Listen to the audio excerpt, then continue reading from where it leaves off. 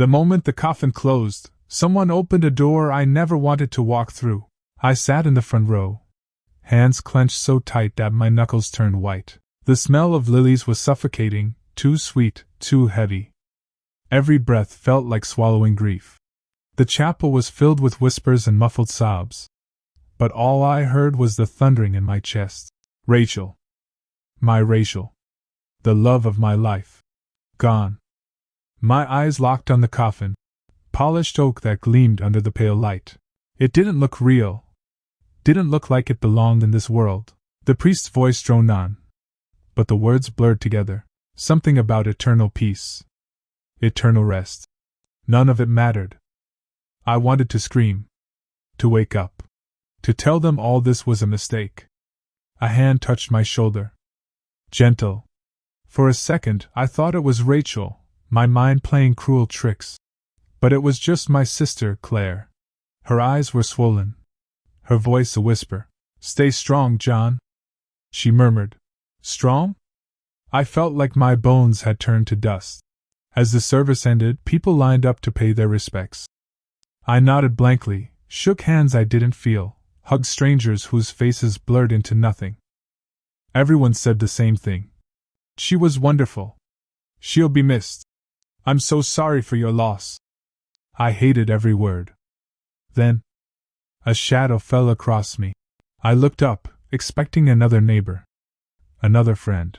But it wasn't. A man I had never seen before leaned down. His suit was sharp, too sharp for a funeral. His face was calm, too calm for this grief. His cologne was strong, metallic, almost bitter. It cut through the lilies. He bent so close that I felt his breath against my ear. And then he whispered, "She wasn't who you thought she was." My entire body went rigid. What? I turned to him. But he was already moving, sliding through the crowd with eerie ease. I shoved past people, ignoring the startled looks. "Hey! Wait!" My voice cracked, my heart pounded. I caught glimpses of him. The dark suit, the steady stride. But every time I got close, someone blocked my path. By the time I reached the door, he was gone. Gone. I stood outside, gasping, the hot air pressing against my skin. The cicadas screamed from the trees. The world felt tilted, unreal. What the hell did he mean? I staggered back inside, my mind spinning. Claire grabbed my arm. "John! What's wrong? Did you see him?" I asked, my voice sharper than I intended. "Who?" "The man. Tall, dark suit. He—" My throat closed. How could I explain? "He told me my wife wasn't who I thought she was. At her funeral." Claire frowned. "John, you're grieving. Maybe." "No," I snapped. "I know what I heard." I collapsed into the pew, my heart racing. My hands trembled as I rubbed my face. Around me, people were leaving, offering soft condolences, patting my shoulder as they passed. Their pity felt like acid. All I could think about was his voice. Low. Certain. Poison. "She wasn't who you thought she was." I replayed it over and over, like a broken record. I knew Rachel better than anyone. Didn't I? We'd shared a life, a bed, secrets, dreams.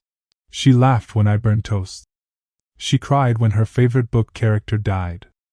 She hummed when she cooked. So why did those words feel like a knife?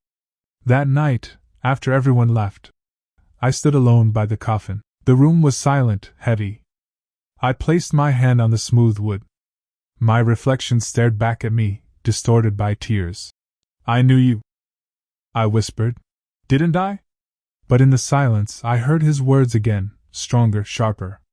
Like Rachel's coffin wasn't just closing, but locking something away. Something I wasn't meant to find. And just like that, grief turned into suspicion. Grief makes you see things. But this was different. When I walked back into the house, it felt like stepping into a crime scene. Everything was exactly where Rachel had left it. But nothing felt familiar anymore. Her perfume lingered in the air, sweet, floral, suffocating. Clinging to the pillows on the couch. To the scarf draped over the chair. I dropped my jacket on the floor and sank into her side of the bed. The sheets were cold. I buried my face in her pillow, trying to remember the warmth of her skin, the sound of her laugh. But the stranger's whisper echoed louder than any memory. She wasn't who you thought she was. I pressed my hands against my ears. But the words crawled back in, venomous and insistent. I needed proof. Proof that he was wrong. I opened the closet. Rachel's dresses hung neatly, each one still carrying her scent. My fingers traced the silk of a red dress she loved. But as I pushed hangers aside, my eyes landed on a small box tucked in the corner, behind her shoes. It wasn't ours. I had never seen it before. I pulled it out, my hands trembling. Inside were letters. Dozens of them. Some typed, some handwritten. Each signed with initials I didn't recognize. MRDLC. I unfolded one. I'll see you soon. Don't tell him. My stomach twisted. The handwriting was sharp, unfamiliar. What the hell is this, Rachel? I whispered to the empty room. The silence answered back, heavier than stone. I dug deeper. At the bottom of the box, I found a bracelet, silver, delicate, with a charm shaped like a crescent moon. It looked expensive, but Rachel never wore jewelry like this. She hated bracelets. They snagged on her clothes. So why did she have this one? The fridge hummed in the distance. A floorboard creaked upstairs.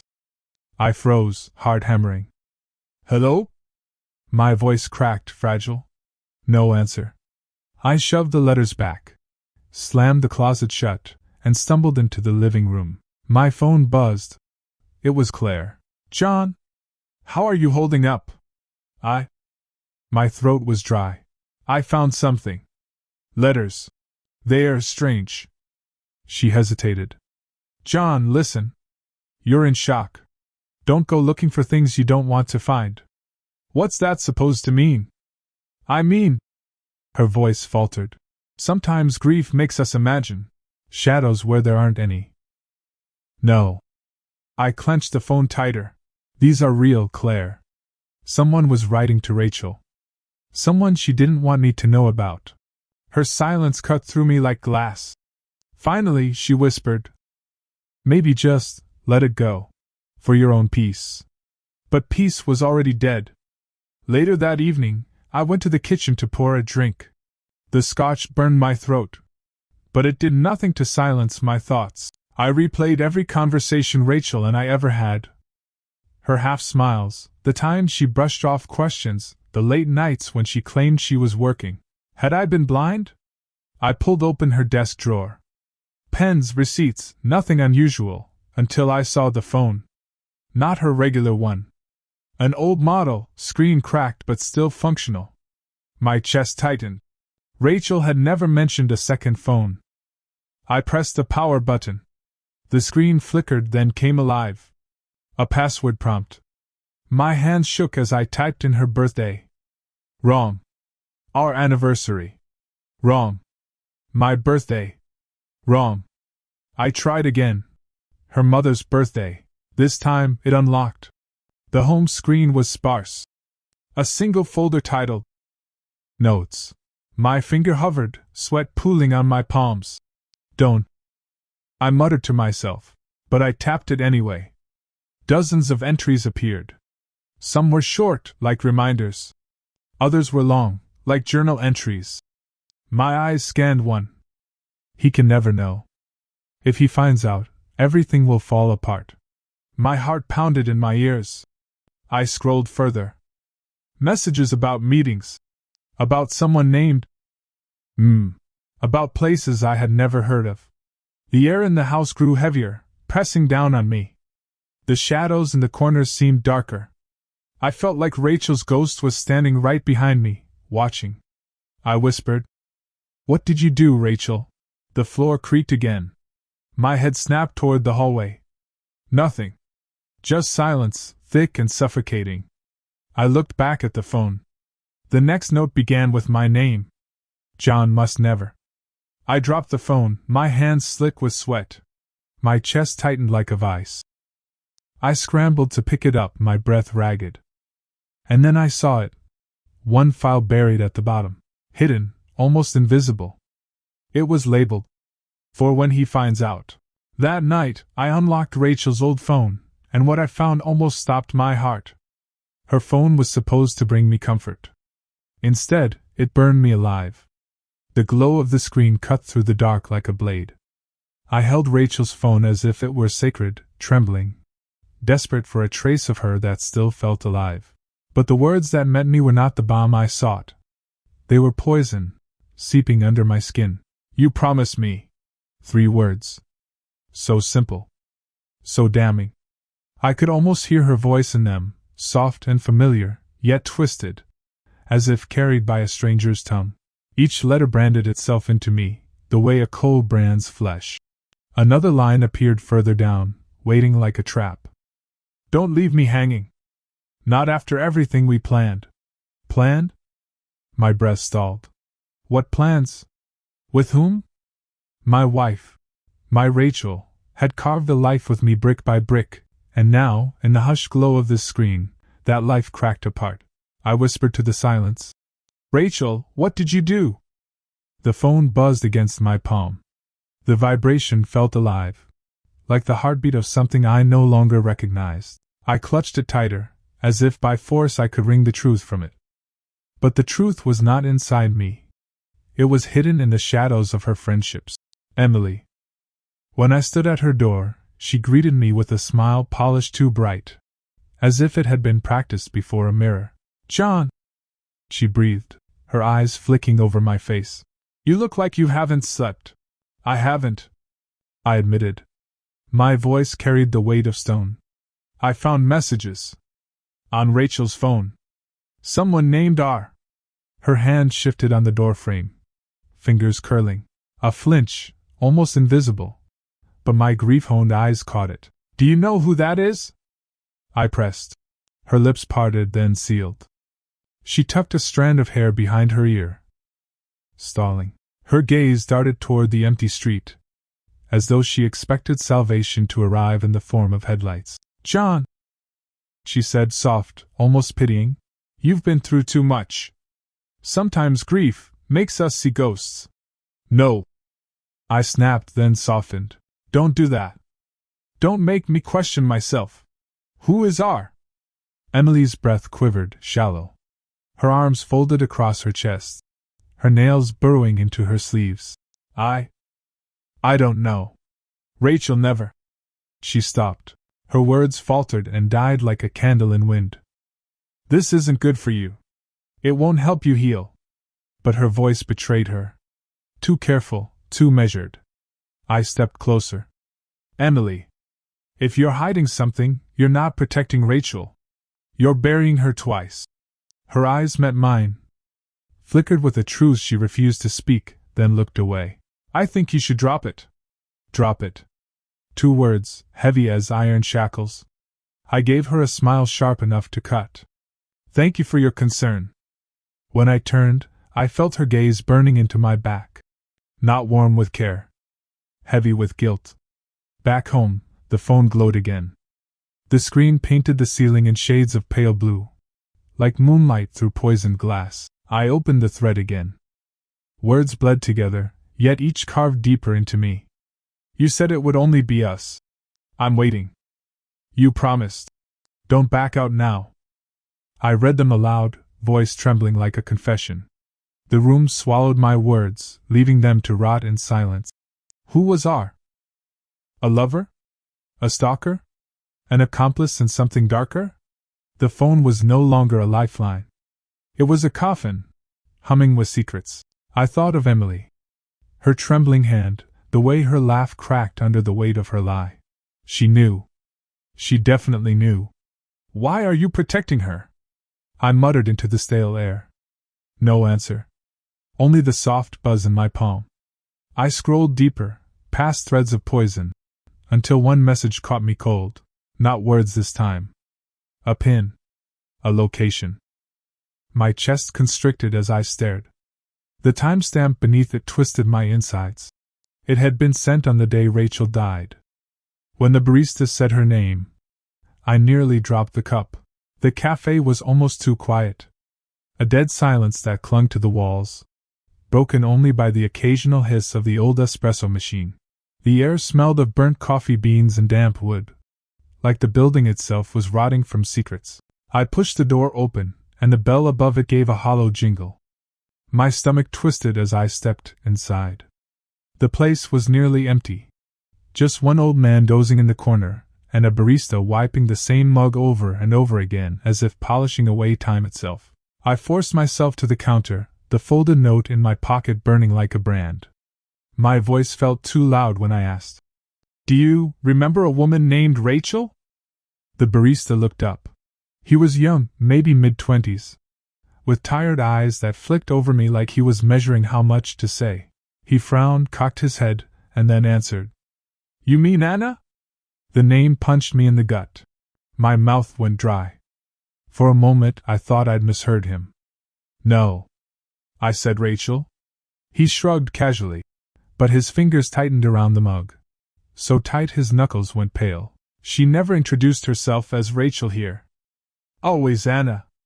Anna and—" He trailed off, hesitated, then added, "Her friend." My skin prickled. "What friend?" The barista glanced around as if checking whether the walls themselves were listening. Then he leaned in closer, lowering his voice. Tall guy. Wore a black coat. Slick back hair. Always kept his hands in his pockets. Looked like trouble. The description hit me like ice water. My mind snapped back to the funeral. To the stranger lurking at the edge of the crowd, watching but never stepping forward. That had to be him. "Did they come here often?" I asked, my throat rasping. "Every Thursday. Sat by the window." The barista nodded toward a booth in the corner. Talked for hours. She, Anna, used to laugh. But not the good kind. More like forced. Like she was playing a role she didn't want to. My stomach churned. Forced laughter. A different name. A man in black. Who the hell was Rachel before she was Rachel? I ordered a black coffee just to have an excuse to stay.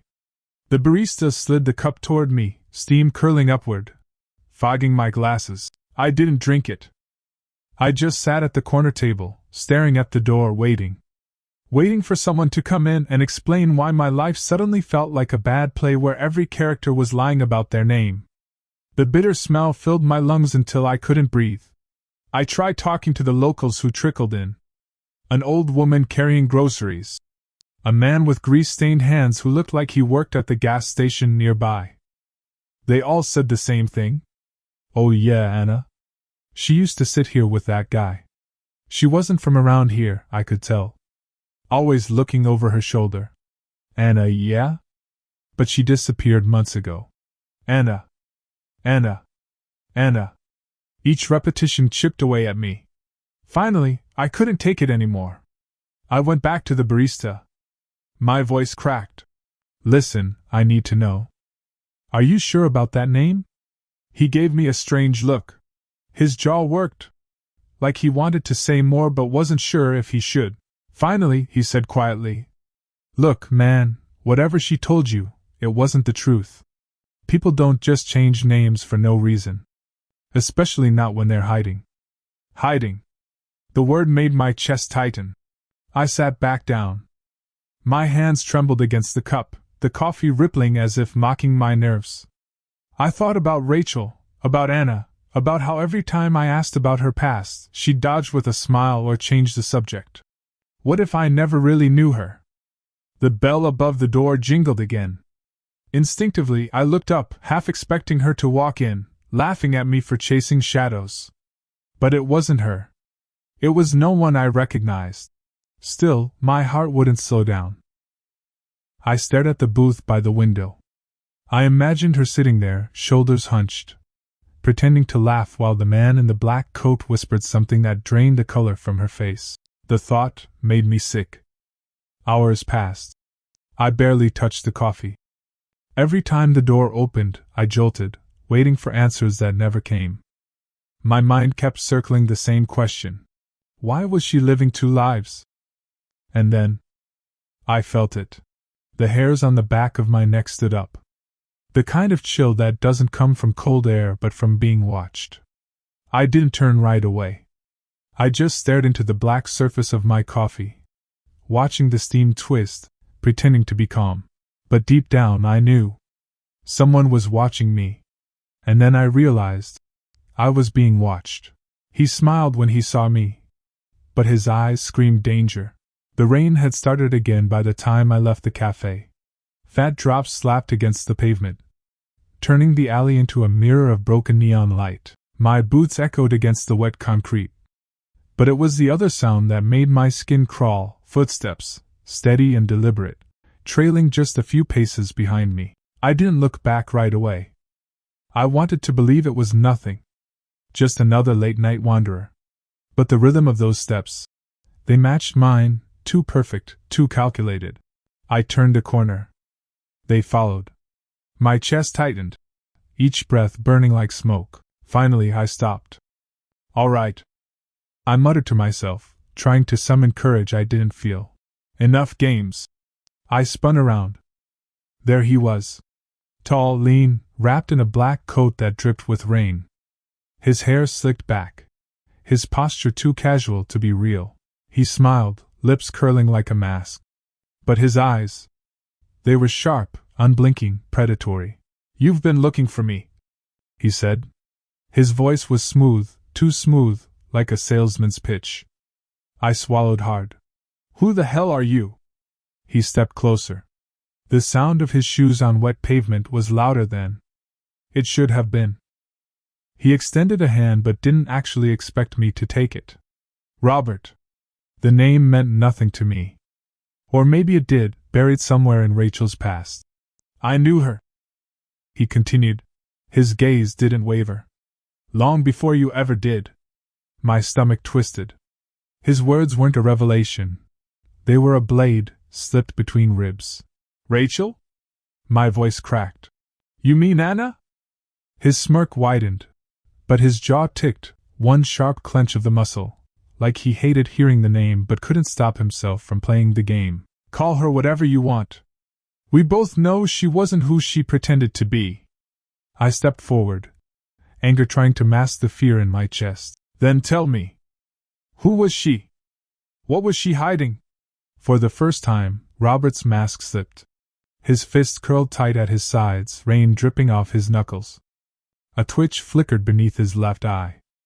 "Don't dig too deep," he said quietly. "You won't like what you find." I almost laughed. "You think you can scare me off with cryptic lines?" "I buried her. I deserve answers." He leaned in close. So close I could smell the faint trace of cigarette smoke beneath the rain. His voice dropped to a whisper that coiled in my ear like poison. "Deserve? You think you were the first man she lied to?" The words stung more than I wanted to admit. My throat went dry. I wanted to push him back, scream in his face. But all I could do was stand there, pinned by those cold, unblinking eyes. "Rachel loved me," I said, forcing the words out. "I don't care what name she used with you." For the first time, Robert's calm cracked. He let out a low laugh, harsh and bitter, then took a step back. His smile stayed, but his jaw twitched again, betraying him. "You keep telling yourself that. Just don't forget, I warned you." He turned to leave. Relief washed over me for a fraction of a second, until he froze mid-step. He didn't look back when he spoke again. His voice was quieter now, almost casual. But it cut sharper than any scream. "Check the cabin." Before leaving, he whispered one last thing. "Check the cabin." The cabin smelled of mold and betrayal. The drive out of town was quiet, too quiet, as if the world itself had gone into hiding. The GPS led me down a twisting road flanked by thick pine, the kind of silence that presses against your ears and makes every turn feel like a trap. My hands gripped the steering wheel so tight my knuckles whitened. Rain had stopped, but the fog that rolled through the trees clung to the windshield, ghostly and insistent. When I finally saw the cabin, it crouched among the trees like a secret waiting to be uncovered. The windows were dark, opaque with grime. The wooden boards creaked under the weight of time, groaning like whispers of old sins. I parked a few feet away and stepped out, the damp leaves crunching sharply beneath my boots. Each footstep echoed in the oppressive silence, as if announcing my intrusion. Inside, the air hit me like a wall. Cold, stale, scented with damp wood and something faintly sweet. Rachel's perfume. My stomach twisted. This was her. Or at least, someone she had been. Dust danced in the dim light filtering through grimy windows. I ran my fingers across a shelf, disturbing piles of old notes and yellowed papers. Her handwriting stared back at me. Familiar yet alien, curling across pages with secrets I hadn't been meant to see. Notes to someone named Robert. Mentions of meetings, plans, promises. Words that had nothing to do with the life we shared. I found photographs next. At first, they were banal, group photos, birthdays, summer trips. But then, a picture made my chest drop. Rachel, smiling, arm in arm with Robert. Not just acquaintances, but intimate, confident, unguarded. Dates scribbled on the backs revealed something that knifed through my heart. This was overlapping with the early days of our marriage. The life I thought I knew? A carefully constructed lie. I dropped to my knees, sifting through documents tied to bank accounts, addresses, messages. Robert's name appeared over and over, linked to her in ways I couldn't yet untangle. Every piece suggested a hidden world I had never glimpsed, a version of Rachel that had existed parallel to mine. My fingers shook. How had I missed this? How could someone so close hold an entire universe of secrets in plain sight? I whispered her name, hoping for a ghostly reply, a hint of comfort. Silence answered. Only the groan of the wooden floorboards broke the quiet. The air grew colder. I pulled my jacket tighter around my shoulders and stepped toward a small desk in the corner. Notes were scattered across it, scribbled plans, receipts, addresses I didn't recognize. One note, written in a hurried hand, caught my eye. Meet me at the lake. Don't tell him. It's important. My breath caught. That day. The argument she'd had over nothing, the tears I'd dismissed. It wasn't nothing. It was everything. I pressed my palm to the photograph of her and Robert. The image burned into my mind. The ease of their closeness, the unspoken understanding between them. My stomach roiled. This wasn't just a past life. It had been a present, alive during the time I thought we were building our future. Every sense sharpened. The smell of mold clung to my nose. The rough texture of the wooden desk scraped my palms. My ears picked up the faint hum of wine through the cracks. I felt like an intruder in a story I hadn't been allowed to read. I turned slowly, hoping to leave the room and steady my racing heart, and that's when I heard it. A floorboard creaked behind me. The sound was soft, almost imperceptible, but in the silence of the cabin it screamed. My pulse jumped, every nerve firing. My eyes scanned the room, but shadows swallowed the corners. The temperature seemed to drop further, cold settling into my bones. I wanted to call out, to demand who was there. But my voice caught in my throat. Every instinct screamed that I was not alone. The cabin that had smelled of mold and betrayal now reeked of danger, and I realized, with a chill that made my skin crawl, that someone, or something, was watching me. And then I heard the floor creak behind me. Emily's silence was worse than any scream. I stood in her apartment, the photograph clutched in my shaking hand. Rain pelted the windows outside, a staccato drumbeat echoing my own racing pulse. I hadn't meant to come here tonight.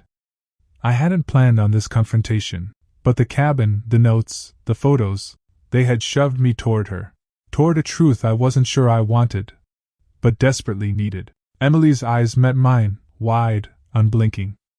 Something flickered there, a flash of guilt, of fear, of recognition.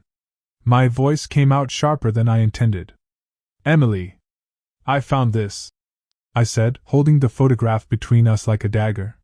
Her hand twitched, brushing against the edge of the frame but not touching it. She swallowed hard. Her lips trembled.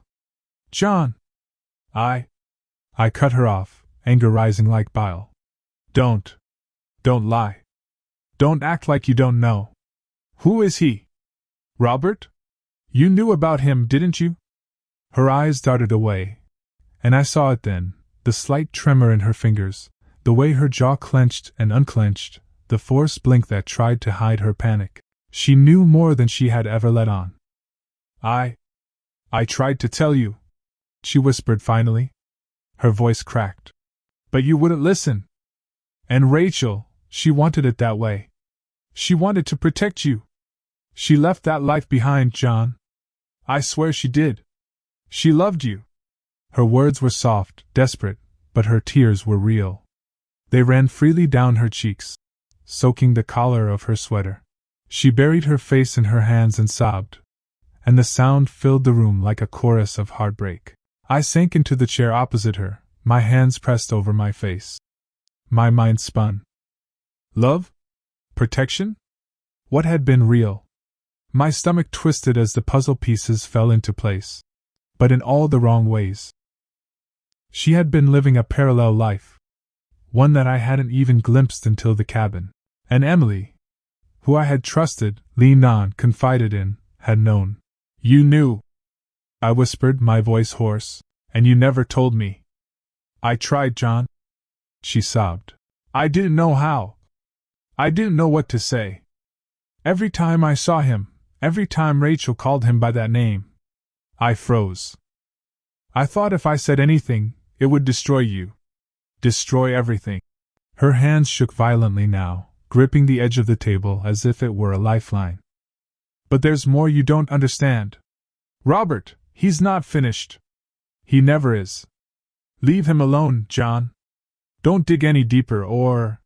Her words hung in the air, unfinished. But the threat was unmistakable. I wanted to scream, to demand more.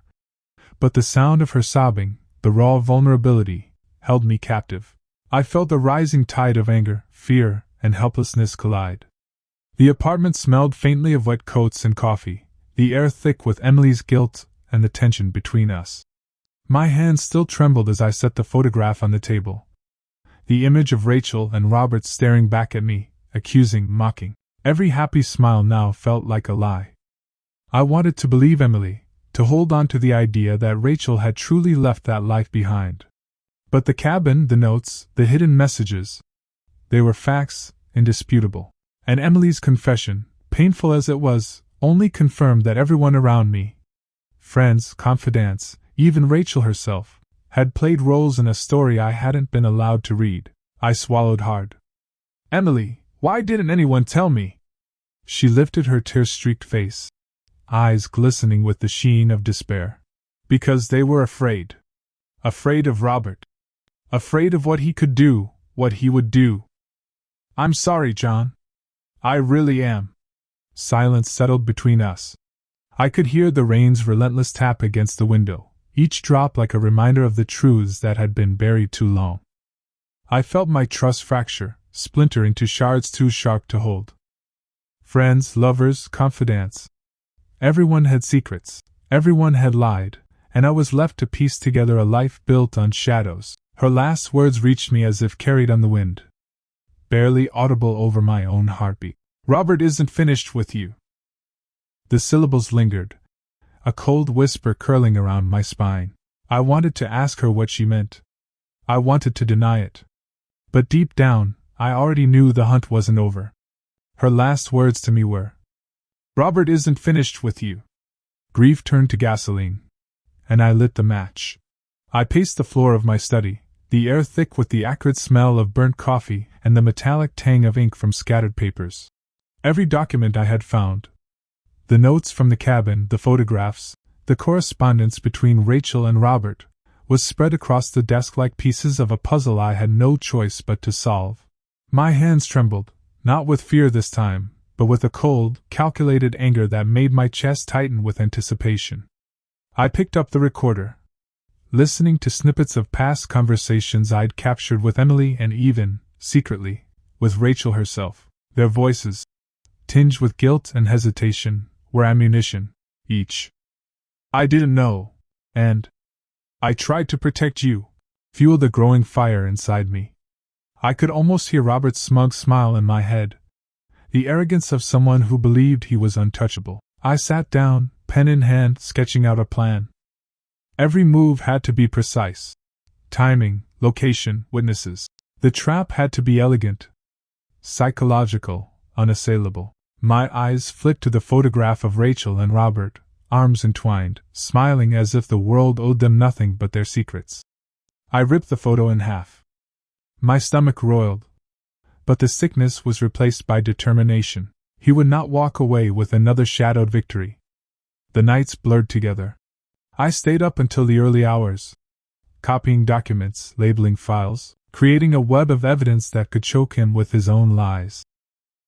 The smell of burnt coffee permeated the room, mingling with the faint, musty scent of old paper, like the ghosts of secrets past were observing my every move. I recorded conversations with people Robert had wronged, capturing hesitations, forced laughs, and the subtle tremors of nerves that betrayed their fear. My son's footsteps echoed softly outside the study door one evening. He paused, peering in with wide, curious eyes. "Dad, are you okay?" I looked up, startled by the intrusion. For a moment, the weight of everything, the betrayal, the lies, the grief, hit me again. But I smiled carefully, reassuringly. "I'm fine, buddy. Just doing some work." He didn't stay. I heard him retreat to his room, and I sank back into the chair, staring at the map of moves I had laid out. Each step was a promise, a challenge to the man who had built his empire of secrets on fear. I imagined the moment he would realize he had been played, the color draining from his face, the small, involuntary tremors that came when a carefully constructed world began to collapse. I thought about Rachel, the life she had kept from me, and the trust she had broken, not fully, but enough to shatter my world. My anger wasn't just about betrayal. It was about control, about reclaiming the narrative that had been stolen. Every whispered lie, every hidden photograph, every evasive glance, it would all matter in the end. I made mental notes of the bait. False leads to lure Robert, hints dropped in conversations to draw him into my web, every detail exaggerated just enough to pique his curiosity. He was patient, calculating. But so was I now. Grief had sharpened me, had made me relentless. Each night, the desk lamp flickered over stacks of papers, the air thick with tension. And I felt a thrill as I imagined the trap taking hold. The apartment felt haunted. Every room echoed with the ghosts of my life with Rachel. Reminders of love intertwined with lies. I could almost see her in the shadows, watching, silent but present. But there was no room for sentiment. Not now. My son's laughter from the other room was a brief, piercing reminder of what I was fighting for, what I could not let be tainted by Robert's reach. I rehearsed conversations in my mind, imagined confrontations in living rooms and hallways, hearing Robert's calm voice break under scrutiny, watching his composure crack piece by piece. Each imagined scenario sharpened my strategy. I was no longer the grieving husband or the bewildered friend. I was a predator in the shadows, stalking a man who had believed himself untouchable. Hours passed unnoticed. The coffee was cold now, the bitter steam having long since vanished. But I didn't care. Ink-stained fingers, tired eyes, and a pounding heart were all marks of progress. I was readying the final moves. The evidence, the witnesses, the perfect moment, it was all coming together like clockwork. I leaned back in my chair, hands clasped together, and let the silence of the night settle around me. The apartment smelled of burnt coffee and paper, yes, but also of inevitability. This wasn't just revenge. It was justice. It was exposure. And it was coming. The trap would be set at a family dinner. Every fork scrape felt like thunder. I walked into the dining room, trying to mask the storm building beneath my calm exterior. The chandelier glinted above, catching the crystal glasses and casting fractured patterns across the table. Polite chatter filled the room. But each laugh, each clearing of a throat, sounded jagged, tense, as if the very air was vibrating with anticipation. My son sat at my side, nervously picking at his food, eyes darting between me and Robert. Robert smiled, a controlled, practiced smile that didn't reach his eyes. His knuckles brushed against the table as he reached for his wine glass. And I noticed a faint tremor in his fingers. He was calm, too calm. But the twitch of his jaw betrayed a flicker of unease.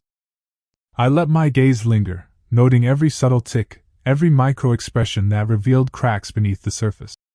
I poured myself some water, the faint clinking of the glass resonating in the silence that had started to thicken around the table. My hands were steady, but inside, adrenaline pulsed like wildfire. I had spent nights preparing for this.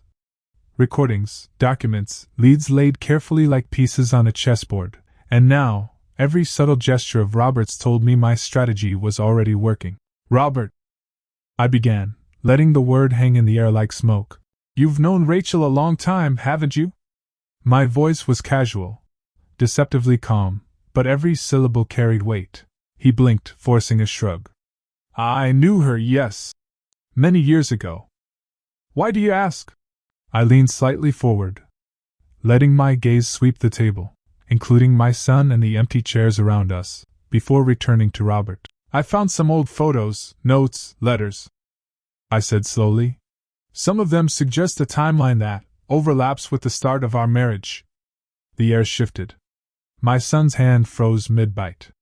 Robert's lips pressed into a thin line, his jaw clenching so tight I could see the strain in the cord of his neck. "John," he said carefully, "I don't know what you think you found, but—" I cut him off, sliding a manila envelope across the table toward him. "Recordings. Documents. Conversations. Everything." My voice didn't tremble. It was cold, deliberate, and heavy with purpose. "I've been very thorough." The room went silent. Forks hovered midair. The low hum of the refrigerator sounded deafening. I could see Robert's forced calm beginning to fracture. His fingers gripped the edge of the table so tightly the wood creaked. You can't," he started, but the words were clipped like a leash pulling him back. I let him stew. I let the tension stretch like elastic. Each second allowed me to see more of the man. He truly was the calculated predator now caught in the web I had spun. My son shifted uneasily, looking at me with wide eyes, sensing the danger but trusting me in ways a child trusts a parent who never faltered. I continued, letting my words flow like deliberate steps across a floor that might give way at any moment. "You see, the thing about secrets," I said, "is that they have a habit of surfacing when least expected. And tonight, the surface is very close." Robert's eyes flicked toward the envelope, then back to mine, flicking with the rapid movements of a man calculating his next step. He swallowed, a forced swallow that caught in his throat. His smile tightened, controlled, as if holding a leash on a wild animal, but I had already seen the leash fray. "Emily," I said, shifting my gaze subtly to her. "She knew, didn't she?" Emily's hands trembled slightly, a barely perceptible quiver, as she clutched her napkin. The confession she had delivered days earlier now hung between us, a silent, accusing shadow that made Robert shift in his chair. The silverware clinked once more, my son's fork falling gently onto his plate, and it sounded like the chime of a warning bell. The room felt smaller, tighter. Every breath seemed magnified. I could feel the heartbeat of the space, thrumming in my chest and mingling with Robert's tightening jaw, the subtle twitch in his left eye, the rigid posture that betrayed his inner panic. I leaned back slightly, letting the silence bear down on him fully. "I've been patient," I said, voice steady, low and measured. "But patience ends when lies endanger the people you care about." Robert's face paled. I saw the fleeting panic in his eyes, the split-second hesitation before he tried to regain composure. The man who had walked into this dinner believing he was untouchable now had to wrestle with the fact that every move, every secret, every shred of hidden life was exposed. Then, finally, the dam broke. With a sudden, violent slam, Robert's fist hit the table. Plates rattled, glasses trembled, and for the first time, the predator was revealed to be human. The tension that had been mounting for hours exploded in that single, visceral gesture. And then Robert slammed his fist on the table. The recording cut through the room like a blade. I watched Robert's face as the first words spilled from the speaker, a quiet hiss turning into Rachel's trembling voice, sharp with anger and fear. Each syllable echoed off the walls, slicing through the polite hum that had masked tension moments before. The guests froze mid-forkful, eyes wide, ears straining. My son looked at me, wide-eyed, sensing the invisible weight of what was about to unravel. Robert's jaw tightened, lips pressed into a thin line. His posture, once a wall of control, began to fracture. I could see it in the subtle twitch of his left eye, the way his fingers clawed at the table. He tried to smile, a weak, forced grin, but it didn't reach his eyes. He was unraveling. And I was ready. You! He started, voice trembling despite his attempts to remain commanding. You have no right, this is private! I leaned forward, letting his panic fill the space. Private? I asked softly, almost contemplatively. So were the secrets Rachel carried? The lies you both told while the rest of us were blind? He flinched, a micro-expression of fear passing across his face before he tried to mask it with indignation. His body rocked slightly in his chair, knuckles white against the table's edge. John, you're destroying her memory. She loved you. You can't do this. I pressed play again, letting Rachel's voice fill the silence, the recording now undeniable proof, arguments about hidden debts, clandestine meetings, her life with Robert before and during my marriage. The words she had never said aloud to me cut through the room. And every lie Robert had tried to bury surfaced with brutal clarity. Guests murmured, whispers ricocheting like ricocheting bullets. I could see the disbelief, the shock in their eyes, the way they shuffled uncomfortably in their chairs. Robert's mask was crumbling. His calm facade, that impenetrable wall, had dissolved into trembling anger. He leaned back, then forward, like a predator trying to regain control of prey that had already slipped through his fingers. I caught his eye, letting the silence stretch, thick and suffocating. You see, Robert, I said, voice low, deliberate, the truth doesn't care about your threats. It just exists. His lips twitched in a grimace. You think you can humiliate me here? In front of everyone? I gestured toward the envelope on the table, filled with my evidence, documents, photographs, copies of messages. It's not humiliation if it's truth. And the truth is heavy. Heavier than your lies. Robert's breathing quickened. I could hear it, a sharp hiss between clenched teeth. His hand hovered above the envelope, trembling slightly before dropping. He realized every attempt to suppress it had failed. Every lie, every manipulation, every shadowed past moment now had light cast upon it. Emily sat quietly, hands folded in her lap, tears tracking silently down her cheeks. Her earlier warnings echoed in my mind. Robert isn't finished with you, she had said. Now, seeing him unravel, I understood. This was far from over. But the playing field had shifted irrevocably. I let the recording play again, each word another strike against the facade he had built for years. The room was electric with tension. Guests exchanged glances, their polite smiles gone, replaced by disbelief and fear.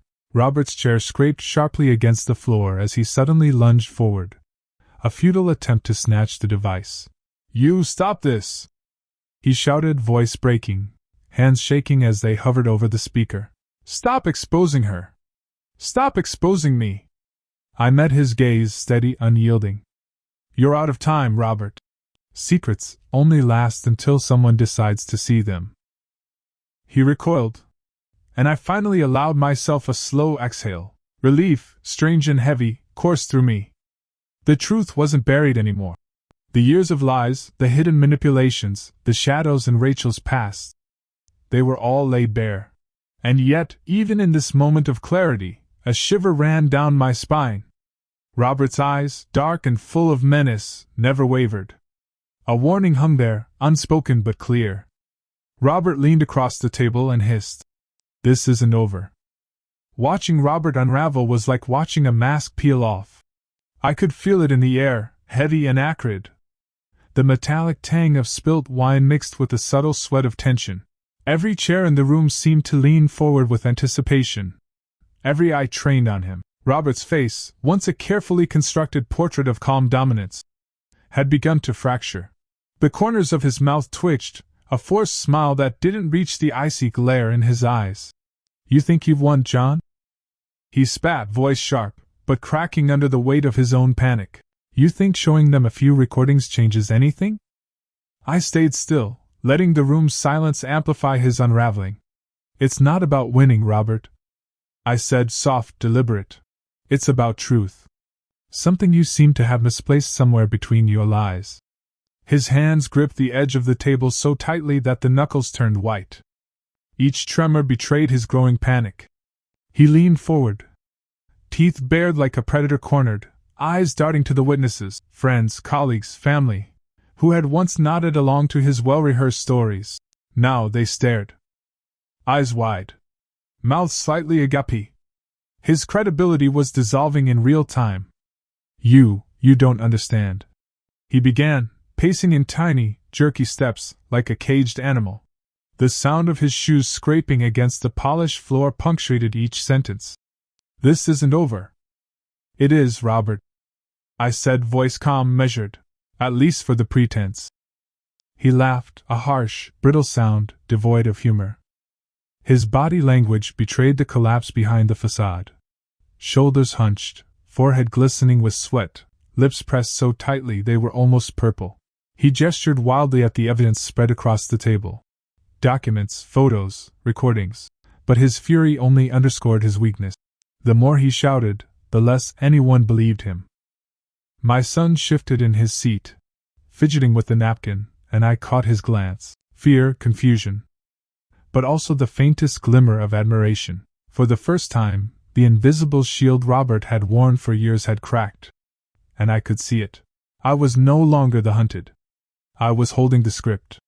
"You've been hiding behind lies, Robert," I said, letting the words ring, letting them echo. "Secrets, manipulation, betrayal, all laid bare now. And the worst part? Everyone can see it." His eyes flitted around the room. Guests exchanged uneasy glances. Emily's hands covered her mouth. Tears shimmered in her eyes. Whispers rose in hushed crescendos. A storm forming around him, fueled by his own outburst. He was losing control, and the panic in his posture screamed it louder than any of his words ever could.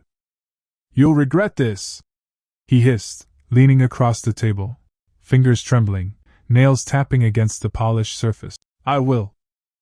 A glass tipped over, wine spilling across the table, seeping into the folds of the tablecloth. The acrid smell mingled with the metallic tang of fear. Robert didn't notice. He was too wrapped up in his own rage. "You've already lost, Robert," I interrupted, letting a slow, deliberate pause hang in the air. "And you're doing it for everyone to see." His hands fell to his sides, shaking. He took a step back, then another. His breathing was ragged, chest heaving like a man trying to escape an invisible weight. The room's air seemed to tighten, heavy with suspense, charged by the contrast of his desperate anger and our quiet, deliberate calm. "Enough!" he finally roared, voice booming, causing a few glasses to rattle. He stormed toward the exit, leaving a trail of tension so thick it felt almost tangible. Chairs scraped behind him. The muted murmur of shock rose among the witnesses. Even in leaving, he tried to assert dominance. Voice echoing down the hall. "You haven't seen the last of me!" And then, just before the door slammed shut, he looked back. That was the moment. The worst part. His smile.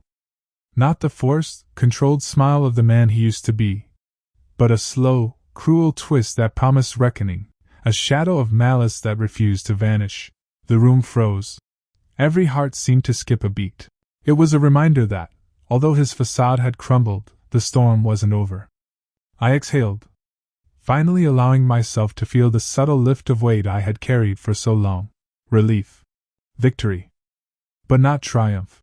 That smile haunted me, a reminder that the path ahead was still dark. The balance of power had shifted, yes. But this was only the beginning. The witnesses began to murmur again, voices hushed, glances exchanged. I caught Emily's eye. She nodded ever so slightly, her silent acknowledgement of the chaos we had survived together. My son looked up, a mixture of fear and awe, sensing that the invisible strings of control had snapped, and somewhere beneath the echo of Robert's departing footsteps, a lingering threat whispered in the shadows, a reminder that some games didn't end, even when masks fell. But the worst part wasn't his rage, it was his smile as he walked out. Her ghost still lived in the walls. I stood in the bedroom, the faint trace of Rachel's perfume drifting in the air like a stubborn memory. It was subtle, almost teasing, and yet it hit me like a tidal wave, soft, lingering, impossible to ignore. The curtains swayed lightly in the evening breeze, carrying shadows that reminded me of conversations I would never forget, secrets I had uncovered, and lies that had once wrapped themselves around our lives like a suffocating fog. The room felt smaller now, quieter. Even the bed, neatly made, seemed to echo with emptiness. I ran a hand across the worn fabric of the headboard, remembering her laughter, her whispered apologies, the tender moments that had felt real. But now, I could see the cracks behind every smile, the concealed truths, the half-told stories that had been shoved behind polite facades. Love could be genuine, I realized, but it could also be built on lies. And sometimes, the line between the two was impossibly thin. I sank into the chair by the window, folding my hands, letting my mind wander. Each room of the house seemed to hum with ghosts of the past. The smell of old ink from documents I had collected, faint traces of burnt coffee from late nights plotting revenge, the subtle creak of floorboards under my own careful steps, all these details reminded me that the battle had left marks, both seen and unseen. I had survived, but the scars lingered, etched in memory like invisible ink on fragile skin. My son's footsteps approached softly, hesitant. He leaned against the doorframe, eyes wide, sensing both the silence and the unspoken tension. "Dad," he said quietly, voice barely above a whisper. "Is it over?" I wanted to reach across, pull him close, reassure him. But instead, I offered a small nod, letting him interpret it as hope. "For now," I said, voice rough, layered with exhaustion and relief. "For now, yes." Even as I spoke, I knew the truth. Closure wasn't complete. The exposure of Robert's lies had shifted power, had unraveled deceit, but it hadn't erased the past. It hadn't touched the quiet fears that would resurface in fleeting moments. An offhand remark, a shadow in the corner, the echo of a laugh that had once meant trust. Surviving betrayal left strength, yes, but also an understanding that life carried weight now, heavier than before. I rose and moved toward the dresser, running fingers over the photo frames. Rachel's smile glimmered from one corner, frozen in a moment of joy I now viewed through a lens of mixed clarity and heartbreak. It was strange, feeling gratitude and resentment simultaneously, mourning and surviving in the same breath. My chest ached, a physical echo of the emotional turmoil that had defined these past weeks. The room was silent except for the faint ticking of the old wall clock, each second a reminder of time passing, of moments that would never return. I closed my eyes, inhaling the scent of the evening air, spiced with the faint trace of perfume. Even in her absence, Rachel's presence lingered, unrelenting, teaching me that some ghosts never truly leave. A soft tap at the door pulled me from my reverie. I turned, seeing the envelope resting on the hallway floor, elegant and menacing in its simplicity. My pulse quickened. I didn't recognize the handwriting immediately, but a cold dread settled in my stomach. The letter was small, unassuming, yet it radiated a deliberate weight. The kind of weight that promised disruption, a reminder that closure was never guaranteed. I knelt to pick it up, fingers brushing the smooth surface. The faint scent of ink hit my nose, sharp, deliberate. I could feel the suspense pressing against my chest. Every instinct screamed to pause, to prepare, to brace for what was coming next. The calm of the evening, the sense of survival, the quiet strength I had begun to feel, all of it hung on the precipice of being shattered again. And then I read the first line. And then the letter arrived. I thought it was over. But some darkness never leaves. The envelope had felt heavier than it should have, almost predatory in its simplicity. I had left it on the hallway floor earlier, pretending I hadn't noticed, telling myself it was just a prank, a mistake. But now, seated in the study with the fire crackling weakly beside me, I dared to break the seal. The room smelled faintly of charred wood and dust. But as soon as I lifted the letter, a sharp metallic tang of fresh ink sliced through the air. The handwriting was unmistakable, precise, cruelly elegant, every stroke measured to provoke unease. I slid the paper from the envelope and unfolded it slowly, each movement deliberate, almost ritualistic. My heart pounded in rhythm with the flickering flames, and a chill traced my spine. "You think you've won," it began. "That the laughter, the tears, the power you claimed last night mean anything. You have only glimpsed the surface." I felt my jaw tighten. Robert's words weren't just sentences. They were small, calculated knives. Every letter dripped with venom, mocking the relief I had felt after exposing him, after watching him stumble under the weight of his lies. I gripped the edge of the desk, knuckles whitening. "Do you really think Rachel's secrets were ever hers to share? She trusted you, and you believed yourself clever enough to hold her memory without consequence. But memory is a weapon, John, and some weapons never dull." I swallowed hard, trying to steady my breathing. The firelight danced across the room, shadows of the bookshelves stretching long and menacing, mirroring the creeping tension that coiled tight in my chest. I could hear the house settling, the faint groan of the floorboards, the whisper of wind against the glass, but all sounds seemed secondary to the echo of Robert's words in my mind. "Her ghost doesn't forgive you either," the next line hissed. I felt the air tighten around me, as if the room itself recognized the cruelty embedded in the ink. I could almost see it.